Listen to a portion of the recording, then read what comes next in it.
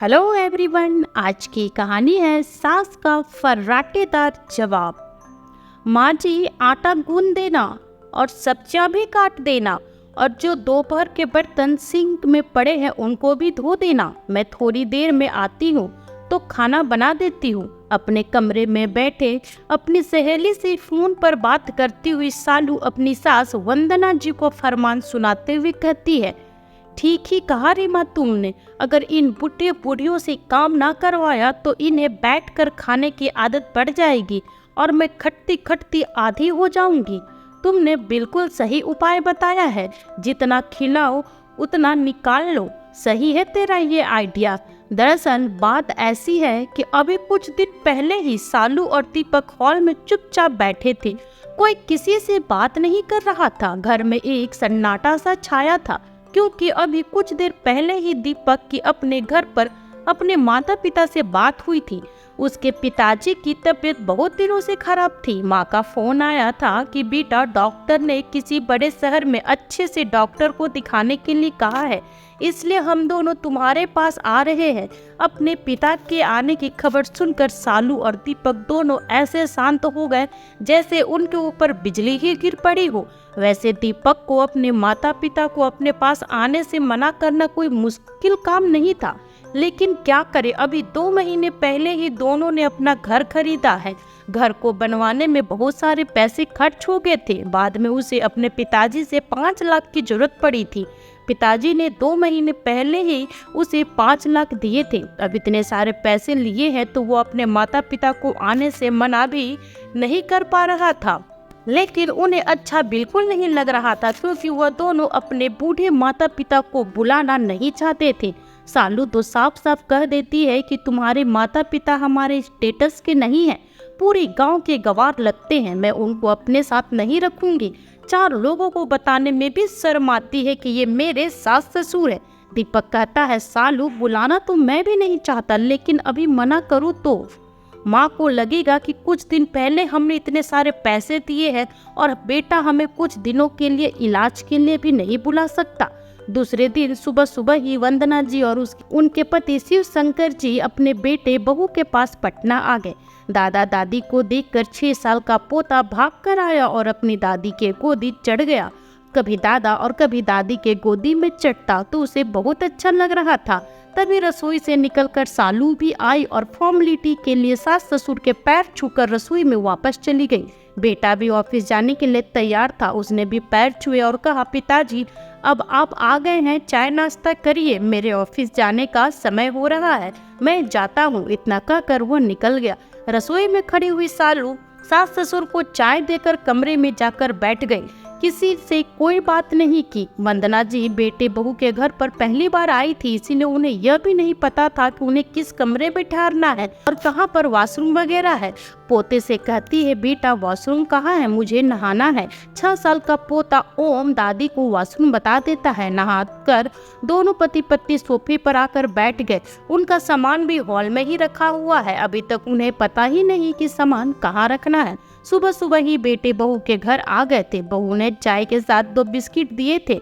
अब दोपहर के 12 बज रहे हैं। बहू तो अभी तक अपने कमरे से निकली नहीं। वंदना जी बहू के कमरे में जाती है तो देखती है बहू आराम से फोन चला रही है, तो अपनी बहू से कहती है, सालू जब से आई हूँ देख रही हूँ कि तुमने मुझसे बात भी नहीं की।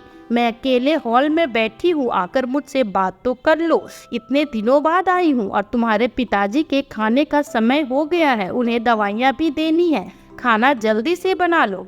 माँ जी बिना पूछे मेरे कमरे में आ गई, एक बार पूछकर आना चाहिए था। अभी रुको, उधर मैं बाहर ही आ रही हूँ।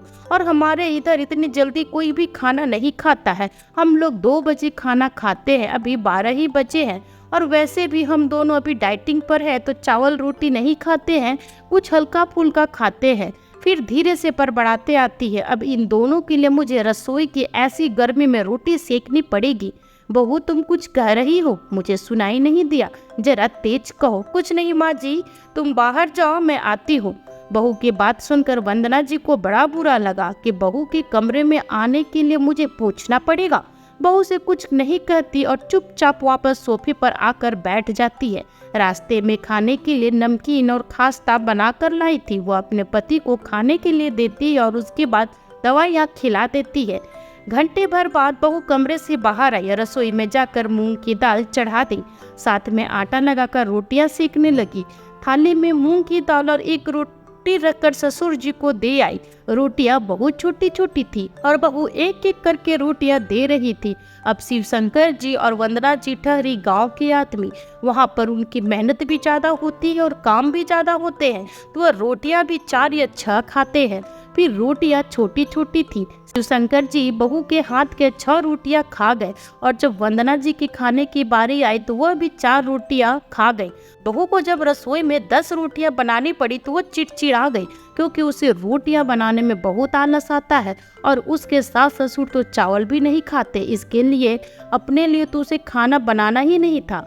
सास ससुर के लिए ऐसी गर्मी में रसोई में खाना बनाना उसे बहुत भारी पड़ रहा था। बहुत चिड़चिड़ा रही थी। सबके खाना खा लेने के बाद सालू हॉल में आकर चिड़चिड़ाते हुए कहती है, अब उठाओ इधर से अपना सारा सामान, अभी थोड़ी देर में मेरी सहेलियां आने वाली है, हम सब यही हॉल में ही बैठते हैं। पूरा घर कितना गंदा लग रहा है, तुम लोगों के आने से सारा घर फैल गया। माँ जी, ये छोटे छोटे थैले उठाकर मेरे साथ आओ।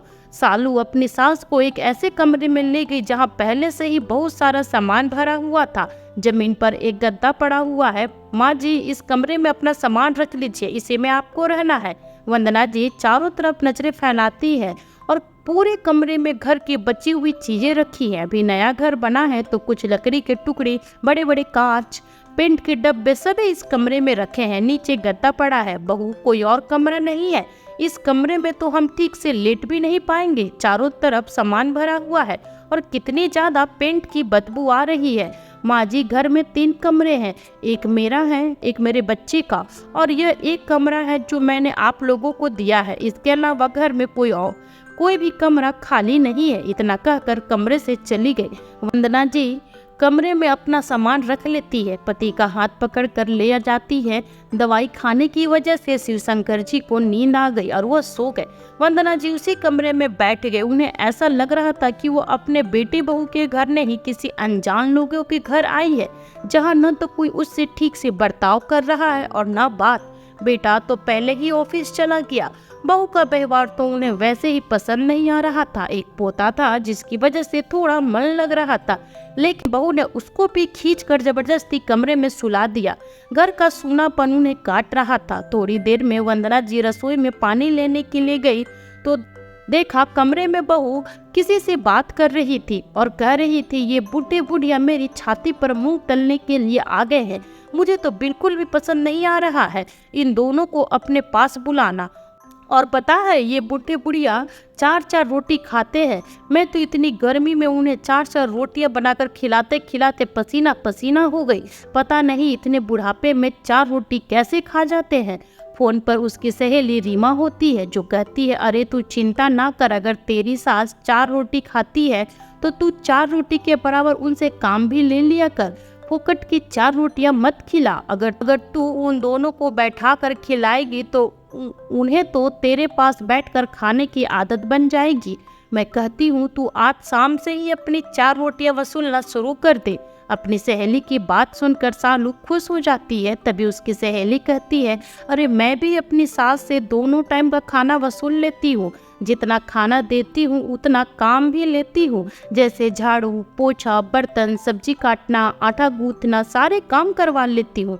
अपनी सहेली की बात सुन सालू कहती है, तुम बिल्कुल सही कह रही हो, मैंने तो इस बारे में सोचा ही नहीं था। मैं तो यही सोच कर परेशान थी कि कितने दिनों तक इन बूढ़े बुढ़ियों को मुझे सुबह शाम 4-4 रोटियां बनाकर खिलानी पड़ेगी। वंदना जी बहू की बात सुनकर दंग रह गई कि आज बहू के घर आए हुए पहला ही दिन था और एक बार ही बहू ने खाना खिलाया है। उस पर अपनी सहेलियों से शिकायत लगा दी कि सास ससुर 4-4 रोटियां खाते हैं। वंदना जी की आंखों में आंसू आ गए। रसोई से एक गिलास पानी लिया और कमरे में आकर बैठ गए। तब तक उनके पति शिवशंकर जी भी जाग गए। पत्नी की आंखों में आंसू देखकर पूछे, क्या हुआ दीपक की माँ, तुम्हारे आंखों में आंसू क्यों है? वंदना जी बात को बनाती हुई कहती है, मेरी आंखों में कोई आंसू वासू नहीं है, मैं तो बस रसोई में पानी पीने गई थी, क्योंकि उन्हें पता था अगर अपने पति को बहू की सच्चाई बता दी तो वो अभी के अभी गांव वापस चले जाएंगे और फिर उनका इलाज का क्या होगा। वह तो अपने पति का इलाज कराने के लिए बहू बेटे के पास आई है। भले ही बहू बेटे अब कुछ भी कहे, लेकिन मैं अपने पति का पूरा इलाज करा कर ही जाऊंगी। जैसे ही रात का खाना बनाने का समय आया, सालू अपनी सास से कहती है, माँ जी जरा रसोई में आटा लगा दीजिए और फ्रिज से गोभी निकाल कर रखी है, उसको भी धुल कर अच्छे से काट दीजिए। तब तक मैं भगवान की संध्या आरती करके आती हूँ। वंदना जी समझ जाती है बहू ने उनसे 4 रोटियां वसूलना शुरू कर दी है। पति के इलाज के खातिर वंदना जी चुपचाप से रसोई में जाकर आटा लगा देती है और सब्जी काट देती है। जब बहू रोटियां बनाने लगी तो वह बहू से कहती है, बहू मेरा रात का खाना मत बनाना, मुझे खाने का मन नहीं है, मैं रोटियां नहीं खाऊंगी। तुम बस अपने ससुर जी के लिए ही 4 रोटियां बना देना, मेरे लिए नहीं। वंदना जी की बात सुनकर सालू खुश हो गई कि चलो अच्छा है, बुढ़िया रात का खाना नहीं खाएगी तो मुझे 4 रोटियां नहीं बनानी पड़ेगी। रात तक बेटा भी ऑफिस से आ गया। सभी लोग खाना खा लेने के बाद अपने अपने कमरे में जाने लगे तो वंदना जी कहती है, बेटा सुबह ही तुम्हारे पिताजी को हॉस्पिटल लेकर चलना है, तुम कल की छुट्टी ले लेना। तुम्हें तो पता है बड़े अस्पतालों में दिखाने में पूरा दिन लग जाता है, बहुत भीड़ होती है। पहले भी एक बार मैं गई थी, सुबह से रात हो गई थी। सालू अपने पति की तरफ हंसते हुए कहती है, तुम्हारी माँ तुम्हें ज्ञान दे रही है, ऐसा लग रहा है कि वह सब कुछ जानती है और तुम्हें कुछ आता ही ना हो। सालू की बात सुनकर दीपक चिड़चिड़ाते हुए कहता, माँ मुझे मत समझाओ, मुझे सब पता है, जाओ अपने कमरे में समय से जाकर सो जाओ। वंदना जी कमरे में जाकर लेट गई, लेकिन रात का खाना न खाने की वजह से उन्हें भूख लग रही थी। अपने छोटे से झोले से वह नमकीन और खास्ता निकालती और खाने लगती है। शिवशंकर जी कहते हैं, तुम इतनी रात को क्या खा रही हो? अगर तुम्हें भूख लगी है तो खाना खाने से मना क्यों किया था? नहीं, उस समय मेरा खाने का मन नहीं था, पेट पूरा भरा भरा लग रहा था, लेकिन अब जब रात के 12 बज रहे तो मुझे भूख लगी है, इसलिए सोचा कुछ खाकर सो जाओ, नहीं तो नींद नहीं आएगी। आप सो जाइए, मैं शोर नहीं करूंगी। कुछ खाने के बाद ही वंदना जी को नींद आ गई। शिवशंकर जी अपनी बहू के व्यवहार से अनजान थे। वह सुबह उठकर बहू से कहते हैं, बहू अस्पताल ले जाने के लिए पूरी और सूखी सब्जी बना देना और थोड़ी ज्यादा ही बना देना, क्योंकि पूरा दिन लगता है। घर से कुछ खाना पीना ले जाएंगे तो ठीक रहेगा, बाहर का खाने से तो अच्छा ही है। सालू दीपक की तरफ मुंह बनाती हुई कहती है, अब इतनी सुबह सुबह इनके लिए पूरी सब्जी कौन बनाएगा? मुझसे इतनी गर्मी में पूरी सब्जी नहीं बनेगी, तुम ही संभालो अपने पिताजी को। दीपक अपने पिताजी से कहता है, क्या पिताजी तुम भी पूरी सब्जी की बात कर रहे हो? तबीयत तो पहले से ही ठीक नहीं और पूरी सब्जी खाओगे तो और खराब हो जाएगी। अस्पताल में खाने के लिए सब मिलता है, उधर ही कुछ खरीद कर खा लेना। बेटे की बात सुनकर रविशंकर जी उसका मुंह देखते रह जाते हैं कि ऐसा भी क्या कर दिया जो ये इतना चिड़चिड़ा रहा है। वंदना जी कहती है, कोई बात नहीं बेटा, अस्पताल में ही लेकर खा लेंगे, तुम घर पर कुछ मत बनाओ। दोनों लोग घर से बिना कुछ खाए ही अस्पताल के लिए निकल गए। जाकर सीधे पर्चा वाली लाइन में लग गए। पूरे 2 घंटे पर्चा बनाने में सुबह के 9 बज गए। गांव में तो 8 बजे ही नाश्ता कर लेते थे। भूख के मारे पेट में चूहा कूद रहा था। बेटा भी पता नहीं फोन पर किससे बात करते हुए कहीं चला गया। तभी वंदना जी देखती है कि अस्पताल के बाहर एक फल का ठेला है। वो उधर से कुछ फल खरीद कर लाती है और पति को खाने को देती है, खुद भी कुछ फल खा लेती है। अस्पताल में दिखाने में पूरा दिन निकल गया। डॉक्टर ने बताया शिवशंकर जी की एक किडनी खराब हो गई है, इसका ऑपरेशन करना पड़ेगा। 2 दिन बाद डॉक्टर ऑपरेशन के लिए कहता है। शाम को जब वो दोनों वापस आए तो बहुत जोरों की भूख लगी थी। किसी तरह से फल खाकर अपना पूरा दिन निकाला था। सोचा था घर जाकर उन्हें खाना मिलेगा, लेकिन यह क्या, इधर तो बहू ने खाना ही नहीं बनाया। वंदना जी रसोई में पति के लिए खाना परोसने गई तो रसोई में कुछ बना ही नहीं था। हॉल में बैठे हुए बेटे से कहती है, बेटा बहू ने आज खाने में कुछ नहीं बनाया, तुम्हारे पिताजी को बहुत तेज भूख लग रही है। झुंझलाते हुए कहता है, माँ आज सालू की तबीयत ठीक नहीं है, उसके पेट में बहुत तेज दर्द हो रहा है, इसलिए पूरे दिन से रेस्ट कर रही है। अब तुम ही बताओ, उसकी इतनी तबीयत खराब है तो क्या वो तुम लोगों के लिए खाना कैसे बनाएगी? अगर इतनी भूख लगी है तो अपने और पिताजी के लिए तुम खुद ही खाना बना लो और वैसे भी तुम दोनों 4-4 रोटियां खाते हो। अब बेचारी ऐसी गर्मी में पसीना बहाकर तुम लोगों के लिए 4-4 रोटियां बनाएगी तो उसका पेट के साथ साथ सर भी दर्द हो जाएगा। मैं तो अपना सूप पीऊंगा, खाना नहीं खाऊंगा। पत्नी को आवाज देते हुए दीपक कहता है, सालू तुम्हारे लिए भी सूप बना लूं क्या? नहीं, मैं सूप नहीं पीऊंगी, मेरे लिए कॉफी बना देना। अच्छा, अभी बना कर लाया। दीपक की बात सुनकर शिव शंकर जी को बहुत गुस्सा आता है। वह बेटे से कुछ कहने को होते हैं, तभी वंदना जी हाथ पकड़ लेती है। छोड़िए ना, हम जिस काम से आए हैं वह काम करते हैं, बाकी की कौन सा हमें इधर रुकना है। पूरे दिन से थकी हारी होने के बावजूद भी वंदना जी रसोई में अपने पति और अपने लिए खाना बनाती है। अपने लिए सिर्फ 2 रोटियां ही बनाती है। अब बेटे बहू की बातों और व्यवहार से दोनों ही बहुत आहत थे। शिव शंकर जी कहते हैं, भाग्यवान, मुझे बेटे बहू का व्यवहार कुछ ठीक नहीं लग रहा है। क्या बहू हमारे लिए खाना बना कर नहीं रख सकती थी? तुम दिन भर से अस्पताल में व्यस्त थी और आकर खाना बनाया है। मैं देख रहा हूँ जब से आई हो बहुत कम खाना खा रही हो। नहीं, ऐसी कोई बात नहीं है जी। शहरों में घर छोटे छोटे होते हैं, इतना चलना फिरना नहीं होता है तो खाना पचता ही नहीं, इसीलिए कम खा रही हूँ और कोई वजह नहीं है। बेटे बहू के व्यवहार को देखकर दोनों पति पत्नी अच्छी तरह से समझ रहे थे, लेकिन वंदना जी सिर्फ अपने पति के इलाज के लिए चुप थी। 2 दिन बाद पति का बहुत अच्छी तरह से ऑपरेशन हो जाता है और उसके 3 दिन बाद उन्हें अस्पताल से छुट्टी भी मिल गई। इन 4-5 दिनों में वंदना जी को अपने बहू बेटी के रवैये समझ में आ गए थे कि बहू खाना बनाने में बहुत ही कामचोर है, उसे रसोई में काम करना बिल्कुल भी पसंद नहीं है और हम दोनों का खाना भी बहू बेटों को खटकता है। इसलिए बहू बेटी के रवैये को देखकर वंदना जी ने भी खाने पीने का रास्ता निकाल लिया। अब वो जब भी अस्पताल दिखाने जाती तो ढेरों फल भर कर ले आती और वही खाती, ना तो खाने के लिए बहू से कहती और न ही अपने लिए कुछ खाना बनाती। बहू ने देखा कि आज पूरा दिन निकल गया और सास ससुर ने खाने के लिए कुछ नहीं मांगा और न ही सास ने रसोई में जाकर कुछ बनाया, तो वह सास ससुर के कमरे में जाकर देखती है कि आखिरकार क्या चल रहा है, यह लोग बिना खाए कैसे रह रहे हैं। तब तक कमरे से बाहर आते हुए वंदना जी उसे दिखाई देती है तो वह कहती है, माँ जी मेरा सर बहुत दर्द हो रहा है, जरा मेरे लिए 1 कप चाय बना देना और साथ में कुछ खाने के लिए भी बना देना। वंदना जी बहू से कहती है, बहू तुम तो डाइटिंग पर हो, कुछ खाती पीती नहीं हो और मुझे तो बिना शक्कर वाली चाय बनानी नहीं आती।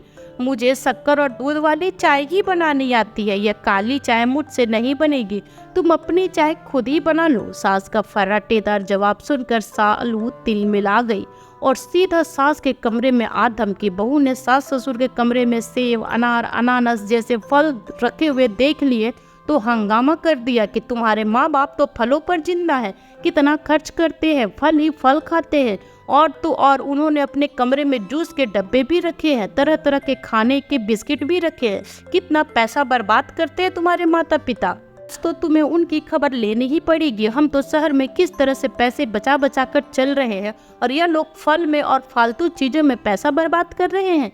क्या इलाज में पहले से ही पैसा कम खर्च हो रहा है जो ये लोग खाने पीने में इतना पैसा खर्च करते हैं? दीपक सालू की बातों को सुनकर आग बबूला हो जाता है और माता पिता के कमरे में जाकर देखता है तो सेब, केला और अनार का ढेर लगा हुआ है और उसकी माँ अनार छीलकर पिताजी को दे रही है। दीपक तमतमाता हुआ आता है और कहता है, शर्म नहीं आती माँ, फलों पर इतना सारा पैसा खर्च करते हुए इतने सारे फल मंगा कर रखे हैं, कौन खाएगा इतने सारे फलों को? हम तो शहर में रहकर 1-1 पैसा बचा रहे और तुम इधर इतने सारे पैसे बर्बाद कर रही हो।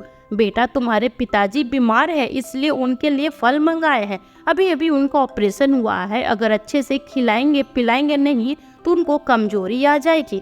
तभी सालू अपनी सास से कहती है, पिताजी तो बीमार है इसलिए खा रहे हैं, पर तुम्हें कौन सा फल खाकर बुढ़ापे में जवान होना है जो तुम भी फल खा रही हो? बहू की बातें सुनकर वंदना जी ने ऐसा जवाब दिया कि बहू तिलमिला जाती है। वंदना जी कहती है, फल खाकर जवान तो नहीं होंगी बहू, लेकिन इस बुढ़ापे में ये बुढ़िया तुमसे ज्यादा खूबसूरत जरूर हो जाएगी। वंदना जी के इतना कहते ही सालू को तो जैसे करंट का झटका लगता है और वह कहती है, बुढ़िया तेरी इतनी हिम्मत की तू। तभी उसकी बात काटते वंदना जी कहती है, हाँ बहू, मैंने तो तुम्हारी तरह बेशर्मी का कोर्स नहीं किया ना। सालू जवाब में कुछ और बोलने जाती है लेकिन तभी दरवाजे पर डोरबेल बजती है और सालू दरवाजा खोलने चली जाती है तो देखती है एक डिलीवरी बॉय खड़ा है। वह कहता है, इस घर में शिव शंकर जी ने खाना मंगवाया है? क्या उन दोनों ने खाना मंगवाया है? खाने को देखकर सालू आग बबूला हो जाती है, चिल्लाकर दीपक को आवाज देती है और कहती है, देखो दीपक, तुम्हारे माता पिता ने कितना पैसा बर्बाद कर रहे हैं। अब तो ये दोनों बुड्ढे बाहर से खाना भी मंगाने लगे हैं। दीपक डिलीवरी बॉय के हाथ से खाना लेकर माता पिता के कमरे में गया और तमतमाते हुए कहता है, यह क्या है माँ, तुम घर में खाना नहीं बना सकती थी जो बाहर से खाना मंगा रही हो। वंदना जी उठकर बेटी की गाल पर एक थप्पड़ लगाती है और कान खींचते हुए कहती है, कुछ तो शर्म कर ले बेटा, तेरी बीबी 4 रोटी खिलाती है तो तुम दोनों को खलती है। हम दोनों को 4 रोटियां भी तुम लोगों को खिलाई नहीं जाती, और आज जब हम अपने पैसे से बाहर से खाना मंगाकर अपना पेट भर रहे हैं तो तुम्हें उसमें भी तकलीफ हो रही है। तुम्हें तो शर्म आनी चाहिए कि बहू बेटे के घर में होते हुए भी मुझे बाहर से खाना मंगवाना पड़ रहा है, लेकिन तुम्हें शर्म कैसे आएगी? तुमने तो बेशर्मी का कोर्स जो कर रखा है। अपने फल के लिए और खाने के लिए मैंने तुमसे पैसे नहीं मांगे हैं। पहले तुम अपनी बीबी से 4 रोटी बनवाना सीख लो, तब मेरे ऊपर उंगली उठाना कि कितना पैसा खर्च कर रहे हो। लानत है ऐसे बहू पर जो अपने सास ससुर को 4 दिन 4 रोटियां भी नहीं खिला सकती। अरे वो तो बहू है, पर तू तो मेरी अपनी संतान है। तुम्हारे लिए हमने अपनी पूरी जिंदगी एक एक पाई बचाकर तुम्हें पढ़ाया, इस काबिल बनाया। आज भी गांव में रहकर तेरे पिता अपना कमाते हैं, अपना खाते हैं, तुमसे नहीं मांगते, और तुम कह रहे हो कि हम फालतू पैसा खर्च कर रहे हैं। बहू बेटे के घर में रहकर भी भूखे मरना पड़ रहा है। अगर तुम्हारी पत्नी और तुम हमें समय से 4 रोटी खाने को दे देते तो हमें बाहर से खाना मंगाने की जरूरत ही नहीं पड़ती। शिवशंकर जी अपनी पत्नी से कहते हैं, अपना सारा सामान बैग में भर लो, अब हम दोनों इन दोनों के घर में एक पल भी नहीं रुकेंगे। हम किसी होटल में रुक जाएंगे, किसी धर्मशाला में रुक जाएंगे, लेकिन बहू बेटी के घर नहीं रुकेंगे। पता नहीं क्या संस्कार लेकर आई है तुम्हारी पत्नी अपने मायके से, जो सास ससुर को 4 रोटी भी बनाकर नहीं खिला सकती। मान न करे कल को तुम्हारा बेटा भी तुम्हारे साथ ऐसा व्यवहार करे तो तुम्हें कैसा लगेगा? तुम अपने बहू बेटे के घर जाओ और वह तुम्हें खाने के लिए भरपेट खाना भी ना दे तो तुम्हें कैसा लगेगा? वंदना जी बैग में सारा सामान पैक कर लेती है। वंदना जी भी अपने बहू बेटे के व्यवहार से बहुत ज्यादा आहत थी। जाने से पहले वह बहू बेटे से कहती है, इस घर को खरीदने में तुम्हारे पिताजी ने 5 लाख दिए थे, वह सारे पैसे मुझे वापस चाहिए, क्योंकि तुम्हारे पिताजी की इलाज में बहुत सारे पैसे खर्च हो गए हैं। अब हम तुम्हें अपने पैसे नहीं दे सकते हैं, 1 हफ्ते के अंदर मेरे पैसे वापस कर देना।